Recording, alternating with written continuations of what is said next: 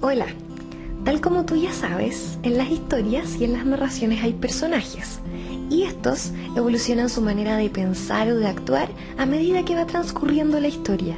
Eso es lo que vamos a analizar juntos hoy, en un microcuento que se llama La inmolación por la belleza. La palabra inmolación significa sacrificarse o dar la vida por. Este microcuento, La inmolación por la belleza, lo escribió un autor que se llama Marco de Nevi, que es justamente el que estamos viendo acá. Marco falleció el año 1998. Él tenía nacionalidad argentina y era escritor y dramaturgo. Para retomar el microcuento, este pequeño amiguito de acá será el personaje principal. Este erizo, este animal pequeño y peludo que tiene muchas inseguridades. Para saber lo que le pasa en la lectura, yo quisiera partir haciéndote una pregunta. ¿Cuándo tú encuentras bello a algo o a alguien? Por ejemplo, cuando ves los modelos de las revistas o las personas que salen en los comerciales. Parece que hoy en día ese es el canon de lo que encontramos bello.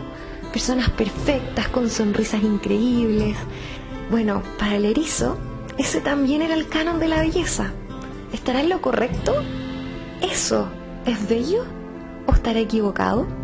Para saber lo que le pasa, vamos a leer su historia.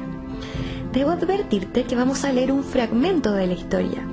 Este fragmento ha sido modificado para la grabación de este video, pero si tú quieres leer la versión oficial, puedes encontrarlo en el link que aparece aquí abajito, justo abajo de la imagen del erizo. Entonces, comencemos. El erizo era feo y lo sabía. Por eso vivía en sitios apartados, en matorrales sombríos, sin hablar con nadie, siempre solitario y taciturno, es decir, callado y silencioso.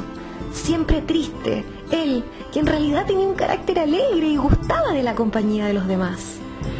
Solo se atrevía a salir a altas horas de la noche y si entonces oía pasos, rápidamente erizaba sus púas y se convertía en una bola para ocultar su rubor.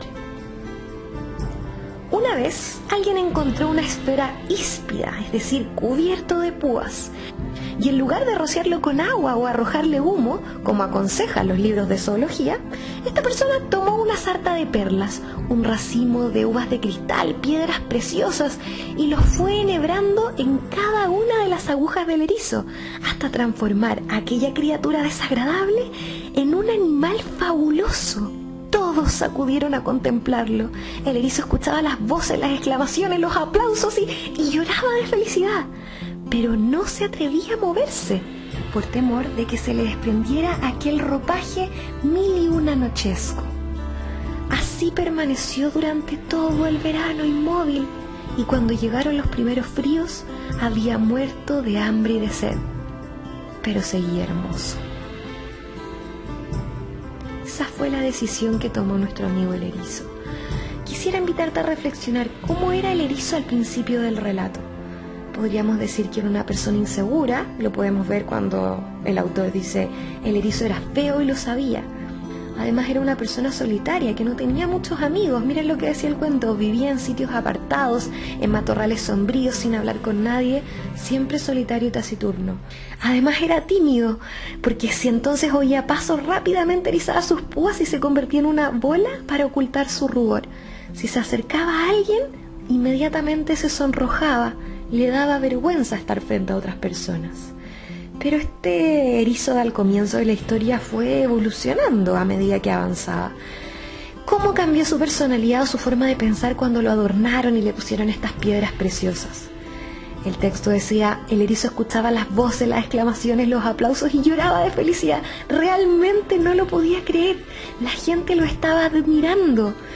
Entonces, ¿qué pasó al final? Así permaneció inmóvil durante todo el verano. Cuando llegaron los primeros fríos, había muerto de hambre y de sed, pero seguía hermoso. ¿Tú habrías hecho lo mismo? ¿Para ti es igual de importante la opinión de los demás respecto de ti mismo? Quiero que te tomes unos segundos para pensar y que respondas en tu cuaderno esta pregunta. Además, quisiera preguntarte, ¿cómo describirías la palabra belleza después de haber leído y escuchado este microcuento? Y finalmente, si hubieses tenido la oportunidad de conversar con el erizo antes, ¿qué consejo le habrías dado? Tómate tu tiempo para pensar y escribir las respuestas de estas preguntas en tu cuaderno.